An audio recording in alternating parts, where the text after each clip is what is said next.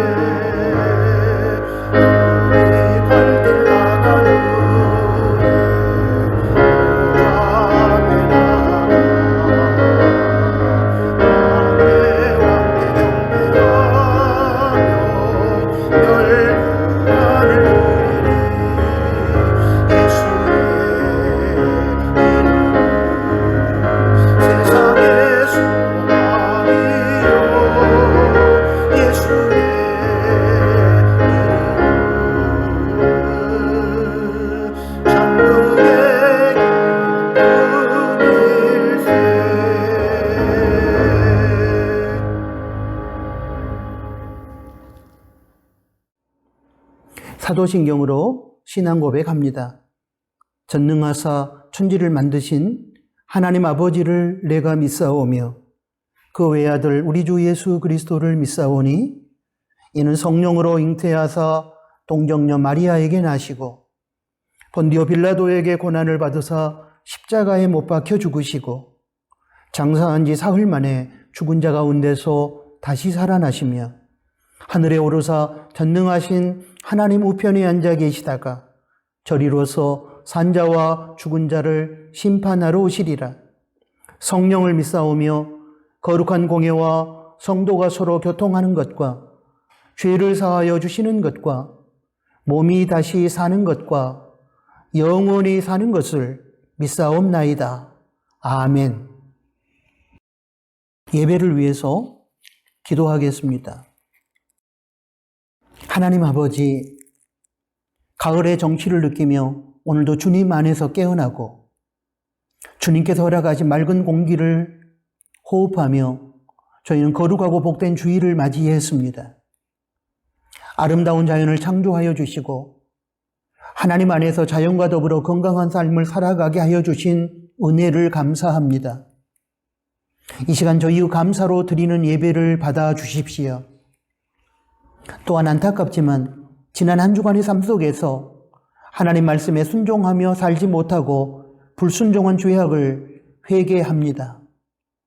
용서해 주시고 저희가 회개에 합당한 열매를 맺게 하여 주십시오. 하나님 아버지, 10월의 대한민국을 하나님 손에 부탁합니다. 정치를 안정시켜 주시고 대통령을 비롯한 위정자들이 하나님을 두려워하며 하나님의 뜻에 합당한 바른 정치를 펼침으로 국민의 마음을 평안케 하게 하여 주십시오. 경제적 위기 속에서 더욱 고통받는 서민들과 가난한 자들을 불쌍히 여겨주시고 정부의 약자를 위한 정책이 보다 적극적으로 펼쳐지게 하여 주시며 부유한 자들의 활발한 나눔 운동이 활성화되므로 국민들 간의 빈부의 격차가 줄어들어 우리 모두가 더불어 행복한 나라를 이루게 하여 주십시오. 하나님 아버지, 10월에는 저희가 더욱 사랑하게 하여 주십시오. 서로의 다름을 틀렸다고 비난하지 않게 하여 주시고 상대편의 입장에서 이해함으로 화합의 역사를 이루고 평화의 장을 열어가는 저희가 되게 하여 주십시오. 태풍과 폭우로 인해 아픔을 겪고 있는 이재민들이 고통 중에 있습니다. 하나님의 긍휼을 베풀어 주시고 이재민들이 하나님의 위로의 힘을 얻고 일어서게 하여 주십시오. 또한 정부의 신속하고 성실한 구호 활동이 순적하게 계속하여 이루어지게 하시고 국민들의 사랑의 손길이 이어지게 하여 주십시오. 이 나라가 하나님의 보편적 가치에 입각한 사랑과 정의와 자유와 평화로 충만한 나라가 되게 하여 주십시오. 하나님 아버지, 저희 나누는 교회 성도가 맞이한 10월의 날들이 감사로 넘치게 하여 주시기를 소원합니다. 특별히 다음 주일 추수감사주일에 불평과 원망 가운데 살았던 우리의 모든 삶을 내려놓게 하여 주시고 하나님의 은혜로 살아가는 모든 날들에 대한 감사를 회복함으로 하나님께 영광을 돌리게 하여 주십시오. 영적으로 혼탁한 시대에 참된 신앙과 거짓된 신앙을 분별할 수 있는 지혜를 주시고 형식적인 신앙과 미신적인 신앙을 달피하고 삶의 자리에서 말씀에 순종함으로 그리스도의 형상을 닮아가는 참된 신앙의 길을 걷게 하여 주십시오. 대학 입시를 준비하는 이준영, 이지원 조인 학생에게 감당할 만한 능력을 주시고 다음 세대가 믿음으로 살아가게 하여 주십시오. 하나님 아버지, 이 시간 하나님의 성품과 능력을 나타내 보여주시기를 소원합니다. 그리고 저희가 그 성품과 능력에 사로잡히게 하여 주십시오.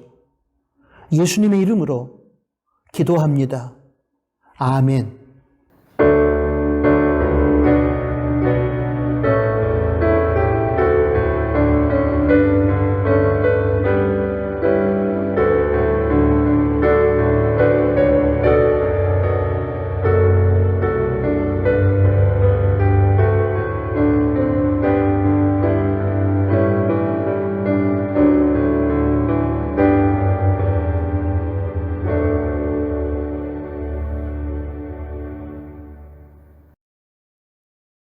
하나님께 봉헌드리겠습니다. 하나님은 우리 인생 모든 것의 주인이시고 우리는 주인이신 하나님으로부터 부여받은 것들을 맡아 관리하는 청지기입니다. 하나님께서 우리에게 맡겨주신 것 중에는 물질도 포함됩니다. 봉헌의 시간은 하나님의 것인 11조와 하나님께서 맡겨주신 것 중에서 하나님 나라를 위해 필요하기 때문에 하나님께서 요구하시는 물질을 하나님께 드리는 시간입니다. 여기서 정직함으로 드려진 11조와 하나님 나라를 위한 다양한 목적의 예물을 기쁘고 넉넉한 마음으로 드릴 때에 이를 통해 주인 되신 하나님께서는 생명의 역사, 치유의 역사, 변화의 역사, 회복의 역사를 일으키실 것입니다.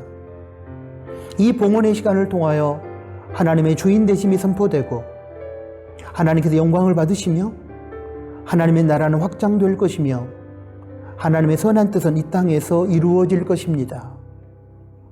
기도합니다.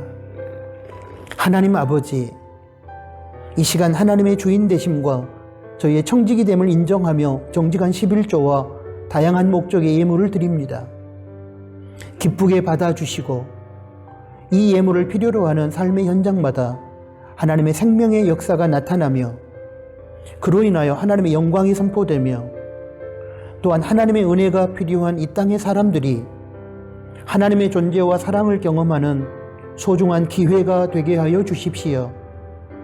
드리는 성도의 삶에 복을 주시되 세상이 배하지 못한 하늘의 평강과 기쁨을 허락하시며 이 세상을 살아갈 때에 그들의 일상에 물질로 인한 교만함과 부족함과 아픔이 없도록 도와주시고 허락하신 물질을 다스릴 수 있는 은혜와 능력을 부어 주십시오. 그리고 받은 물질의 복을 누릴 뿐만 아니라 베풀고 나누며 살게 하여 주십시오. 삶 속에서 매 순간 하나님의 은혜를 기억하며 감사로 예물을 드릴 때에 성도의 가정과 가족, 그들의 일터와 직장을 붙들어 주시고 날마다 천국을 누리며 감사하고 자족하며 살게 하여 주십시오. 예수님의 이름으로 축복하며 기도합니다. 아멘. 코이노니아 시간입니다.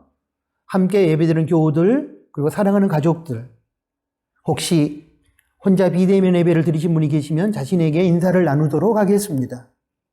샬롬, 주님의 평화가 우리 각자의 심령과 서로의 관계 가운데 함께하기를 소원합니다. 감사합니다. 하나님 감사합니다. 사랑하는 교우 여러분, 가족 여러분 고맙습니다. 사랑합니다. 주님 안에서 주님의 이름으로 사랑합니다. 오늘은 10월 둘째 주일이며 한글날입니다. 아름다운 계절 10월을 감사함으로 살고 하나님께 영광 돌리시기 바랍니다. 나누는 교회 설립 주일에 실시한 사랑의 헌금에 동참해 주신 교우들께 감사를 드립니다. 사랑의 헌금은 경북 영천에 소재한 영천 중문교회에 전달해 드렸습니다. 관련 세부 소식은 주보 로뎀나무와 홈페이지 새 소식란에 실었으니 읽어보시기 바랍니다. 그리고 그 교회가 속히 재난으로부터 회복될 수 있도록 기도해 주시기를 부탁합니다. 다음 주일 10월 16일 주일은 우리 나누는 교회 추수감사 주일입니다. 예배는 대면 예배와 비대면 온라인 예배를 병행하는 대신 낮 11시에 한 번 예배를 드리겠습니다. 예배 후에는 코로나 이후 처음으로 애찬을 회복합니다. 각 가정에서 정성으로 준비해 주신 음식물을 모아 뷔페식으로 식탁의 교제를 나누고 오병이어 나눔 운동과 오이코스들을 섬깁니다. 수요 경건회를 재개했습니다. 성도들의 참여를 기다립니다. 매주 수요일 저녁 7시 30분 예배당에서 모입니다. 1층 현관에 정수기를 재설치할 예정입니다. 종이컵은 비치하지 않습니다. 교회 컵을 사용한 후에는 직접 세척해 주시고 가급적 개인 텀블러를 사용해 주시기를 권합니다.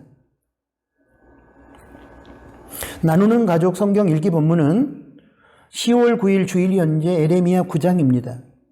읽고 묵상한 내용을 온라인 나눔터에서 꼭 나누시기 바랍니다. 2022년 남은 기간 동안의 애차는 10월 달에는 10월 16일 추수감사주일에 각 가정에서 준비한 음식으로 나누고 11월 20일 주일은 권사 모임에서 준비해 주시고 12월 18일 주일은 나눔지기 모임에서 준비하도록 하겠습니다.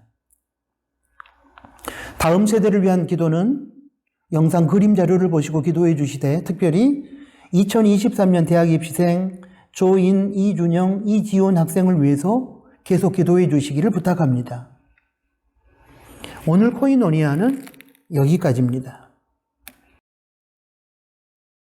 하나님의 말씀을 봉독합니다. 마가복음 5장 35절부터 43절까지 말씀입니다. 아직 말씀하실 때에 회당장의 집에서 사람들이 와서 가로되 당신의 딸이 죽었나이다. 어찌하여 선생을 더 괴롭게 하나이까?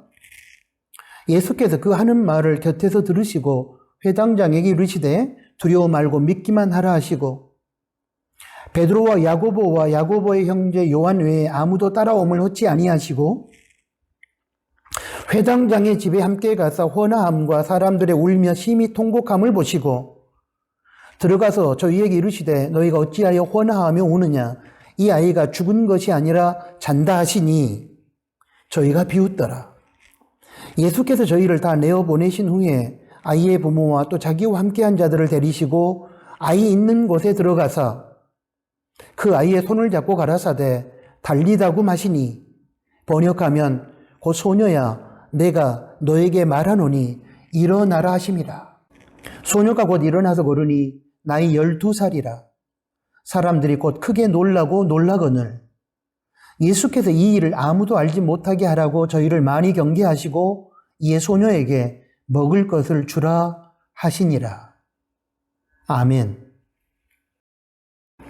방금 봉독한 말씀을 중심으로 오늘은 믿기만 하라는 제목하에 우리에게 들려주시는 하나님의 말씀을 받겠습니다. 미국 사막 지역에는 무섭기로 소문난 방울뱀이 살고 있다고 합니다. 이 방울뱀이 무서운 것은 외모뿐만 아니라 그가 지닌 치명적인 독 때문이라고 합니다. 방울뱀이 다람쥐를 잡는 방법이 특이하다고 하는데 먼저 꼬리를 흔들어 소리를 내면 이때 나무 위에 있던 다람쥐가 그 소리를 듣고 호기심이 발동하여 소리 나는 곳을 내려다봅니다. 그 순간 다람쥐의 눈과 방울뱀의 날카로운 눈빛이 마주치게 됩니다. 방울뱀의 눈빛과 마주친 다람쥐는 그때부터 두려움과 절망에 사로잡히게 되고 중심을 잃게 된다고 합니다. 아래에 있는 방울뱀은 여유만만하게 입을 쩍 벌리고 기다리면 두려움에 떨던 다람쥐는 결국 중심을 잃고 나무 아래로 떨어지고 이때를 기다려온 방울뱀은 다람쥐를 한 입에 삼켜 버리게 됩니다. 방울뱀은 절망의 덫을 놓고 다람쥐를 죽음의 무대로 끌어낸 것입니다. 사랑하는 교회 여러분, 이 이야기에 나오는 다람쥐에게 찾아온 비극은 무엇 때문일까요? 다람쥐의 문제는 방울뱀의 눈빛을 보며 두려움과 절망과 체념에 빠졌다는 것입니다. 방울뱀과 눈이 마주쳤을지라도 겁내거나 절망하거나 체념하지 않고 적극적으로 피할 길을 찾았다면 중심을 잃고 떨어져 방울뱀의 먹이가 되는 비극은 없었을 것입니다. 오늘날 사탄은 방울뱀처럼 교회와 성도를 삼키기 위하여 우리가 두려워하고 절망하고 체념할 수밖에 없는 환경과 상황의 덫을 만들어 놓고 우리가 그 덫에 빠지기를 기다리고 있습니다. 그리고 실제로 많은 교회와 성도께서 그 덫에 빠져들고 있습니다. 이때 우리는 이 위기를 어떻게 극복할 수 있을까요? 그에 대한 해답을 오늘 본문 말씀에서 찾아보려고 합니다. 본문 말씀에는 회당장 야이로와 그의 병든 딸이 등장하는데 회당장 야이로는 예수님께 딸의 병을 고쳐달라고 간구합니다. 마가복음 5장 22절부터 23절까지 말씀을 보겠습니다. 22절입니다. 회당장 중 하나인 야이로라 하는 이가 와서 예수를 보고 발 아래 엎드리어 23절입니다. 많이 간구하여 가로되 내 어린 딸이 죽게 되었사오니 오셔서 그 위에 손을 얹으사 그로 구원을 얻어 살게 하소서 하거늘. 이에 예수님은 그의 딸을 고쳐주기 위하여 야이로와 함께 그의 집으로 향하게 됩니다. 마가복음 5장 24절. 이에 그와 함께 가실새. 그런데 도중에 12년 동안 혈루병을 앓던 여인을 만나 치료해 주시느라고 중간에서 잠시 지체를 하게 되었는데 마가복음 5장 25절부터 34절까지 내용입니다. 이때 야이로의 집에서 온 사람들이 야이로에게 이미 딸이 죽었다는 소식을 전해줍니다.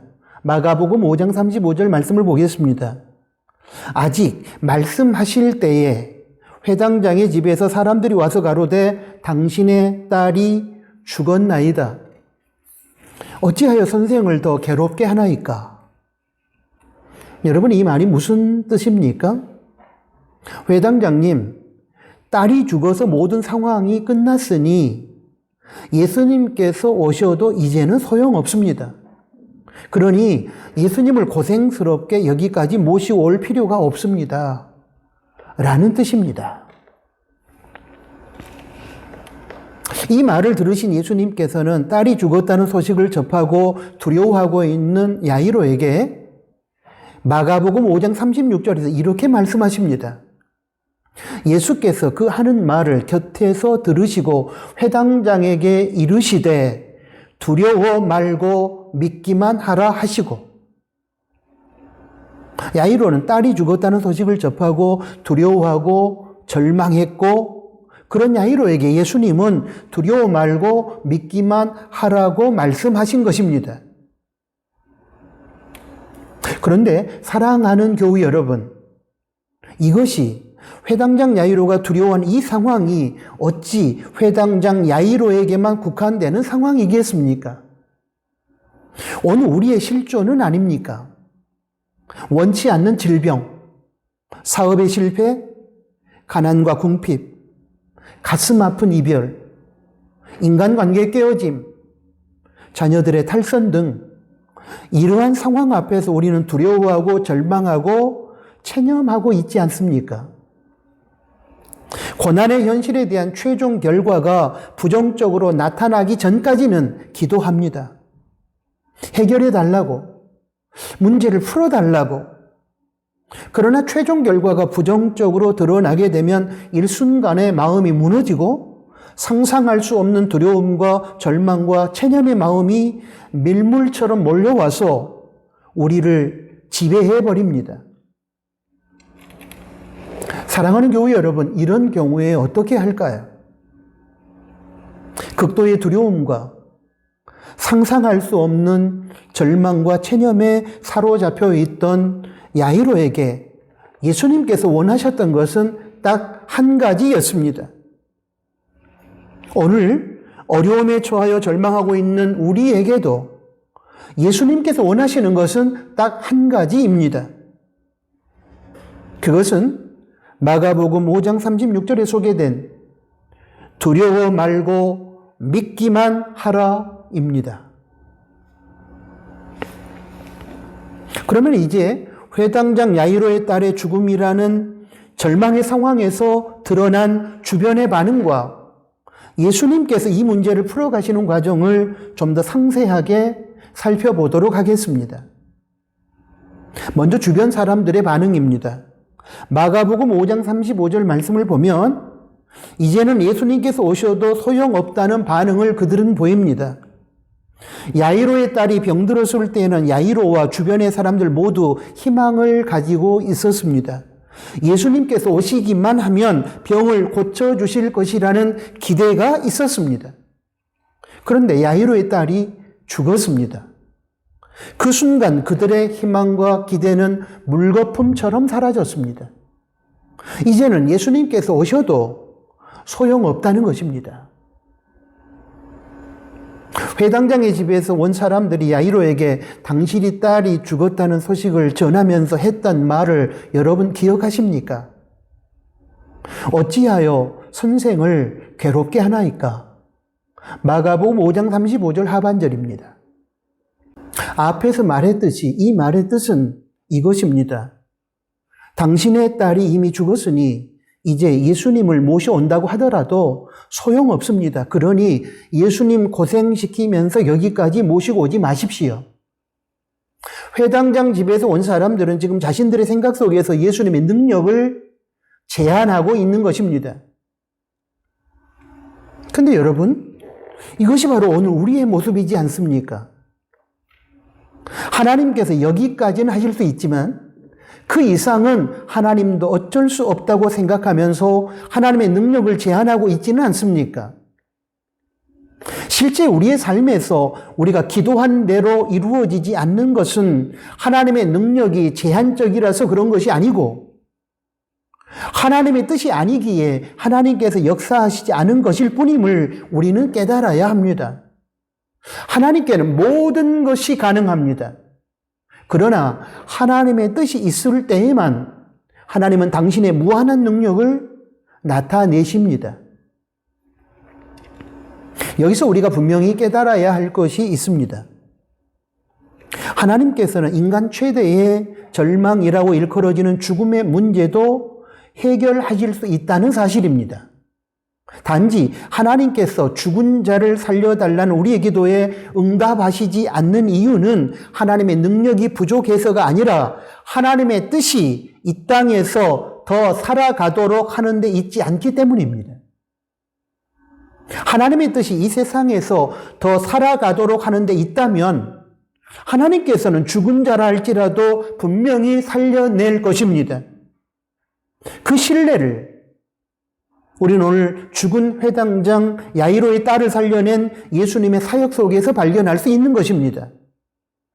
그러므로 우리의 생각 속에서 하나님의 능력을 제한하지 말고 이렇게 기도하시기 바랍니다. 하나님께는 모든 것이 가능한 줄로 믿습니다. 저희의 기도가 하나님의 뜻에 합당하다면 이 문제를 해결하여 주십시오. 사랑하는 교회 여러분, 하나님의 능력은 무한합니다.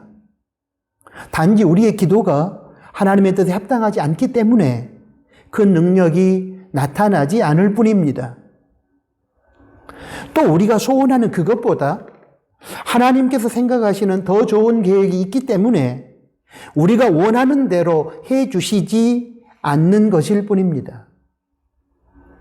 그러므로 하나님의 쉼표를 마침표로 오해하지 않기를 바랍니다. 하나님의 새로운 시작을 끝이라고 생각하면서 절망하지 않기를 바랍니다. 마가복음 5장 39절 말씀을 보면 사람의 관점과 하나님의 관점이 다르다는 것을 우리는 알 수 있습니다. 마가복음 5장 39절 말씀입니다. 들어가서 저희에게 이르시되 너희가 어찌하여 헌화하며 우느냐. 이 아이가 죽은 것이 아니라 잔다 하시니. 하나님은 잔다고 하시는데 사람들은 죽었다고 합니다.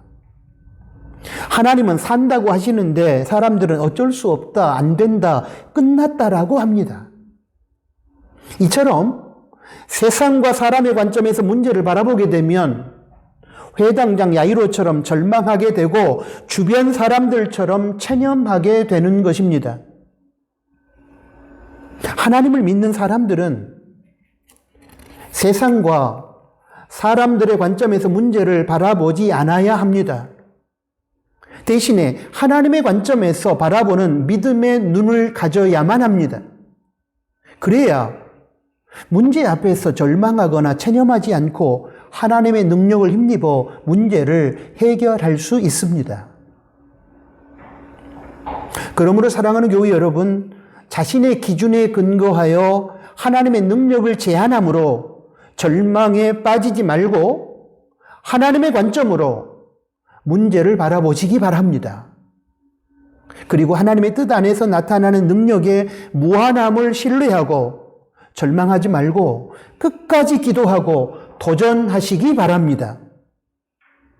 그러면 절망의 마침표가 희망의 쉼표로 보일 것입니다.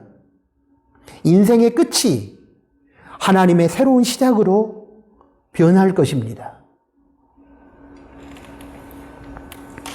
그렇다면 이제 이러한 절망의 상황 속에서 예수님은 무엇이라고 말씀하셨을까요? 스스로 불가능하다고 마침표를 찍고서 절망하고 있는 회당장 야이로에게 예수님은 단 한마디 말씀을 하셨습니다. 이것은 고통의 현실 속에서 두려워하고 절망하고 있는 오늘의 우리에게 예수님께서 요구하시는 한 가지이기도 합니다. 무엇일까요? 마가복음 5장 36절에 두려워 말고 믿기만 하라입니다. 예수님께서 원하시는 것, 고통의 현실 속에서 절망하고 있는 우리에게 필요한 것은 바로 믿음입니다. 우리는 할 수 없고 절망할 수밖에 없지만 하나님의 뜻이 있다면 천지를 말씀 한마디로 창조하시고 무에서 유를 창조하신 하나님 아버지께서 분명히 이루신다고 하는 하나님에 대한 절대 믿음이 있어야 합니다. 마가복음 9장 23절의 말씀을 보면 예수님께서는 병든 아들을 고쳐달라는 부모의 간구에 이렇게 말씀하셨습니다. 할 수 있거든이 무슨 말이냐? 믿는 자들에게는 능치 못함이 없느니라. 여기서도 예수님은 하나님의 능력의 나타남을 위하여 우리 믿음의 필요성을 역설하신 것입니다. 하나님에 대한 절대 믿음이 중요하다는 사실을 말씀해 주신 것입니다. 이 경우에 사랑하는 여러분, 우리는 신념과 신앙, 즉 믿음을 구분할 수 있어야 합니다. 신념이란 굳게 믿는 마음인데 인간이 자기 안에서 스스로 만들어낸 믿음으로서 일종의 체면, 자기 체면이나 집단 체면, 그리고 적극적 사고방식 같은 것들입니다. 이것은 하나님의 말씀과 상관없는 자기 생각에서 비롯된 자기 확신입니다. 그러므로 신념은 엄격한 의미에서 보면 인간의 믿음, 인간이 스스로 만들어낸 믿음이라고 할 수 있습니다. 세상에는 이 신념을 내세워서 공부를 하고 사업도 하고 정치도 하고 그래서 성공한 사람도 많습니다. 그러나 이 신념이라고 하는 것은 하나님과는 전혀 관계가 없습니다. 하나님의 뜻과는 관계가 없습니다. 그러므로 신념은 하나님의 뜻에 합당한지 아닌지는 중요하게 생각하지 않습니다. 중국 청나라의 멸망을 유발한 사건 중에 의화단 사건이 있습니다. 의화단은 불교, 유교, 도교, 토속신앙의 종합 민간 종교 집단인데 악명 높은 서태후가 서구 열강을 몰아내기 위해 이 의화단을 이용해서 수많은 서양인을 죽였습니다. 결국 이 사건으로 인해 서구 열강이 연합군을 조직해서 이들을 물리침으로 청나라는 큰 타격을 받게 됩니다.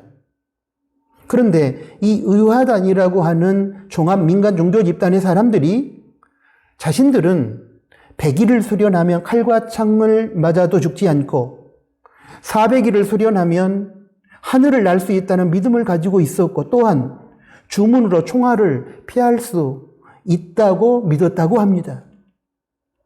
여러분, 이 경우에 이들이 말하는 믿음이란 하나님의 뜻과 전혀 상관이 없는 자기 체면이나 집단 체면에 근거한 자기 신념에 불과한 것이고 이런 믿음을 맹신이라고 하는 것입니다. 그에 비하여 하나님께서 주신 신앙, 성경이 말하는 믿음은 하나님의 뜻과 절대적으로 관련이 되어 있습니다. 이 믿음은 하나님께서 명령하시는 말씀을 수용하고 그 뜻에 순종하는 적극적인 반응으로 나타납니다. 하나님의 말씀과 뜻과 상관없이 자신의 마음에서 만들어낸 기분이나 자기 확신에 의한 신념과 하나님께서 주시는 성경적인 신앙, 믿음의 차이는 하나님의 말씀이 주어졌느냐 주어지지 않았느냐에 의해서 구분이 됩니다. 하나님의 뜻과 관련이 있느냐 없느냐에 의해서 구분이 됩니다. 이런 차원에서 우리 기독교인들은 신념을 따라 살 것이 아니라 성경적인 믿음을 따라 살아야 하는 것입니다.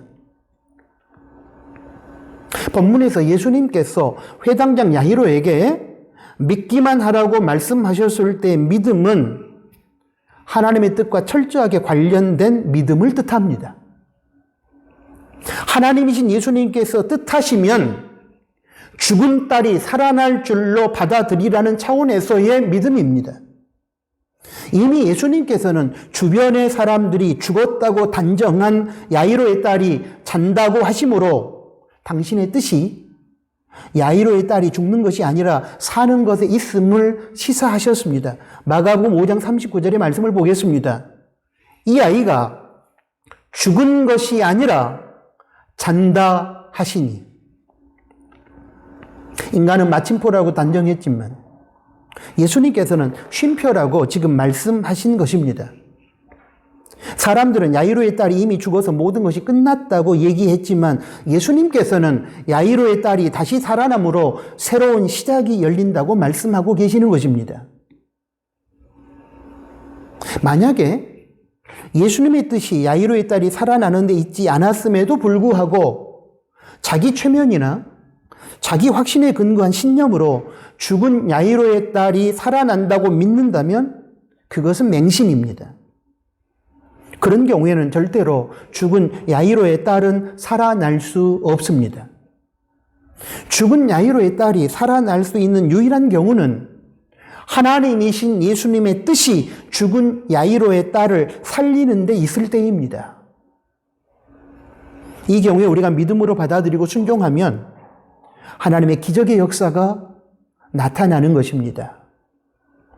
본문에서 예수님은 이러한 취지에서 믿기만 하라 라고 말씀하신 것입니다. 그러므로 마가복음 5장 36절에 두려워 말고 믿기만 하라는 이 말씀은 나 예수가 너희가 죽었다고 단정한 저 야이로의 딸을 살릴 것인데 그것이 나의 뜻이니 야이로야 두려워하거나 절망하거나 체념하지 말고 나를 믿기만 하라. 그러면 너의 딸이 살아나리라. 그런 의미의 말씀입니다. 이 믿음으로, 즉 어떤 절망적인 상황 속에서도 하나님의 뜻이 있는 경우에는 하나님의 뜻 안에서 모든 문제가 해결되고 모든 문제가 풀린다는 이 사실을 받아들이는 믿음으로 승리하는 저와 여러분이 될 수 있기를 축복합니다. 이 믿음이 오늘 절망의 시대를 살아가는 우리에게 절대적으로 필요합니다. 이제 마가복음 5장 40절 말씀을 보면 자기들이 죽었다고 단정한 야이로의 딸을 잔다고 하신 예수님에 대하여 비웃었던 무리들을 예수님께서 다 내어 보내는 장면을 우리는 찾아볼 수 있습니다. 마가복음 5장 40절 말씀입니다. 저희가 비웃더라. 예수께서 저희를 다 내어 보내신 후에 아이와 부모와 또 자기와 함께한 자들을 데리시고 아이 있는 곳에 들어가서 이렇게 하신 이유는 예수님께서는 불신앙의 분위기에서 불신앙의 사람들과는 일하시지 않기 때문입니다. 그 사실을 우리는 마태복음 13장 58절 말씀에서 확인해 볼 수 있습니다. 마태복음 13장 58절입니다. 저희의 믿지 않음을 인하여 거기서 많은 능력을 행치 아니하시니라. 이 말씀이 무슨 뜻입니까? 예수님께서 고향 땅 나사렛에서는 능력을 행하지 않으셨는데 그 이유가 고향 사람들이 예수님을 단지 목수 요셉의 아들로만 인정했지 구세주와 하나님의 아들로 믿지 않았기 때문이라는 뜻입니다. 당시 나사렛 사람들은 마태복음 13장 54절과 55절 말씀에서 보면 예수님을 목수 요셉의 아들로만 인정했을 뿐이었습니다. 그래서 예수님께서는 당신을 구세주와 하나님의 아들로 믿지 않는 불신앙의 사람들이 모여있는 고향 땅 나사렛에서 기적과 능력을 나타내지 않으신 것입니다. 이처럼 예수님은 불신앙의 분위기 속에서 불신앙의 사람들에게 당신의 기적과 능력을 나타내지 않습니다.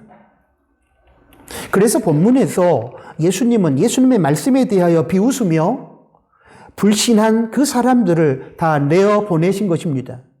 그리고 아이의 부모와 제자들만 데리고 들어가서 죽은 아이에게 하나님의 능력을 나타내셨습니다. 그러므로 사랑하는 교회 여러분, 우리가 고난의 현실을 만났을 때에 하나님과 하나님의 능력을 불신하는 사람들이 되어서는 안 될 것입니다. 하나님의 뜻이 있으면 어떤 절망 속에서도 문제가 풀린다는 사실을 믿어야 합니다. 그래야 하나님께서 역사하십니다. 또한 공동체 안에서 하나님의 일을 할 때에도 하나님을 불신하고 하나님의 뜻을 거부하는 부정적인 사람들과 함께하지 않아야 합니다. 그런 부정적인 사람들에게 동조하거나 그런 부정적인 분위기에 휩쓸리지 않아야 합니다. 하나님의 역사와 능력을 진정으로 경험하기 원한다면 말입니다. 예수님께서는 예수님의 말씀을 불신하고 비웃는 부정적인 성향의 사람들을 내어보내고 마침내 기적을 일으키십니다. 이제 예수님은 예수님을 신뢰하는 신앙적인 분위기 속에서 아이의 손을 잡고 달리다굼이라고 말씀하셨습니다. 여기서 달리다굼이라는 말은 소녀야 내가 말하노니 일어나라는 뜻입니다. 마가복음 5장 41절 말씀을 보겠습니다. 그 아이의 손을 잡고 가라사대 달리다굼 하시니 번역하면 그 소녀야 내가 너에게 말하노니 일어나라 하심이라. 달리다굼 일어나라는 이 말씀은 죄와 사망과 저주의 깊은 잠을 자고 있는, 그리고 실패와 절망과 자포자기 흑암 속에 사로잡혀 있는 자들을 향한 하나님의 희망의 메시지입니다. 드디어 놀라운 기적이 나타났습니다. 예수님의 달리다굼의 말씀을 듣고 회당장의 딸이 일어났습니다. 살아난 것입니다. 마가복음 5장 42절 말씀을 보겠습니다. 소녀가 일어나서 걸으니 나이 12살이라. 할렐루야. 사랑하는 교회 여러분, 하나님과 하나님의 말씀을 신뢰하지 못한 채 불신앙과 패배주의라는 부정적 사고방식을 가지고 있는 사람은 절대로 하나님의 능력을 경험할 수 없습니다. 오직 하나님을 절대적으로 신뢰하고 하나님의 뜻이 있다면 하나님에 대해 분명히 이루어질 줄로 믿고 절망의 자리를 박차고 나아가는 사람만이 하나님의 놀라운 능력의 세계를 경험할 수 있습니다. 지금 여러분을 두렵게 만들고 절망하게 만들고 체념하게 만드는 부정적인 현실은 무엇입니까? 그 문제를 가지고 하나님 앞으로 가서 기도하십시오. 여러분이 가지고 있는 그 문제에 하나님의 뜻이 있다면 분명히 해결될 줄로 믿고 기도하십시오. 자기 최면이나 자기 확신에 근거한 신념이 아닌 하나님께서 말씀 속에서 제시하신 하나님의 뜻이 있으면 분명히 이루어진다고 하는 성경적인 믿음으로 무장하고 절망의 현실 앞에 도전장을 내미십시오. 두려워 말고 믿기만 하라는 예수님의 말씀을 오늘 붙잡으십시오. 그러면 달리다굼의 기적의 역사, 두려움과 절망과 체념의 자리에서 일어나는 희망의 역사가 나타날 것입니다. 두려워 말고 믿기만 하라. 절망의 시대를 살아가면서 두려워하고 있는 우리를 향한 예수님의 명령입니다. 아멘. 하나님 아버지 고맙습니다. 오늘 주신 말씀을 붙들고 살아가는 저희가 되게 하여 주십시오. 두려움과 절망과 체념의 현실 속에서 우리는 하나님의 능력을 제한하고 못한다, 안 된다, 끝났다라고 얘기할 때가 너무도 많았습니다. 이제 하나님이 주신 말씀 속에서 하나님의 뜻 안에서 주어지는 것이라면 모든 것이 주 안에서 이루어질 줄로 믿고 어떤 고난의 현실 속에서도 주님과 주님의 말씀에 대한 신뢰, 믿음을 가지고 모든 문제를 극복해가고 결국 하나님께 영광을 돌려드리는 달리다굼의 역사를 경험하는 우리 나누는 가족들이 되게 하여 주십시오. 예수님의 이름으로 기도합니다. 아멘. 파송 찬양을 드립니다. 오늘 주신 말씀을 기억하면서 할 수 있다 하신 이는 함께 찬양합니다.